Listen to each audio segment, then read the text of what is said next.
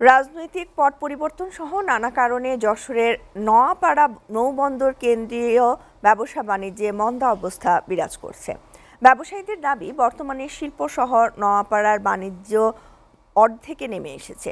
এতে তারা যেমন আর্থিক ক্ষতির সম্মুখীন হচ্ছেন, তেমনি কাজ কমেছে শ্রমিকদের। কার্গো জাহাজ না আসায় বন্দরে কর্মরত শ্রমিকদের বড় অংশ এরই মধ্যে কর্মহীন হয়ে পড়েছে। এমন পরিস্থিতিতে রাজস্ব আয়ও কমার আশঙ্কা করছেন নৌবন্দর কর্তৃপক্ষ। যশোর প্রতিনিধি রকুনুজ্জামান রিপনের প্রতিবেদন। যশোরের অভয়নগর উপজেলার নোয়াপাড়ায় ভৈরবনাথকে কেন্দ্র করে 1990 সালে শুরু হয় নৌবন্দরের কার্যক্রম।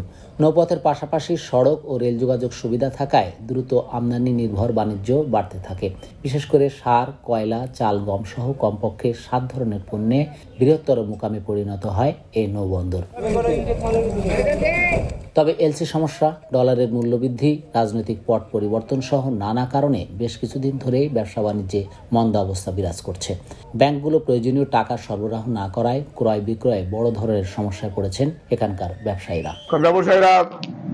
অন্যান্য সময় অন্যান্য বছরে আপনার কয়লা আমদানি করে 15-20 জন আমদানি করে, এবার তো অর্ধেক লোক আমদানি করেছে, কারণ ডলার সংকট। কার্গো কম আসলে আমাদের শ্রমিকরা বসে থাকতেছে, তাদের কাজ হচ্ছে না। আমরা ব্যবসায়ীরা বসে থাকতেছি, আমাদের বেচা কিনা হচ্ছে না। পার্টিরা মোকামে আসছে না তাদের দ্রব্যমূল্য বৃদ্ধির কারণে। পট পরিবর্তনের কারণে দেখা যাচ্ছে তারা হয়তো এই মালটা ডিউ টাইমে ক্যারি করতে বা আসতে ভয় পাচ্ছে। এদিকে কার্গো জাহাজের সংখ্যা কমে আসায় বন্দরে কর্মরত অন্ততপক্ষে 25,000 শ্রমিক চরম বিপাকে পড়েছেন। মালামাল লোড আনলোড কমে যাওয়ায় তাদের আয় কমেছে, অনেকে হয়ে পড়েছেন কর্মহীন। জাহাজ আসতেছে না, খুব কম আসতেছে। আগে যে তুলনায় আসতো সে আরে আমরা পাচ্ছি না, যার জন্য আমরা এই বসে থাকি। আমাদের ডেলিভারি কমে গেছে, আমাদের যে ইনকাম হচ্ছে আমরা বাজার সদাই করব না কিস্তি দেব না সংসার চালাবো। আমাদের 2 থেকে 2.5 মাস বেতন হয় না।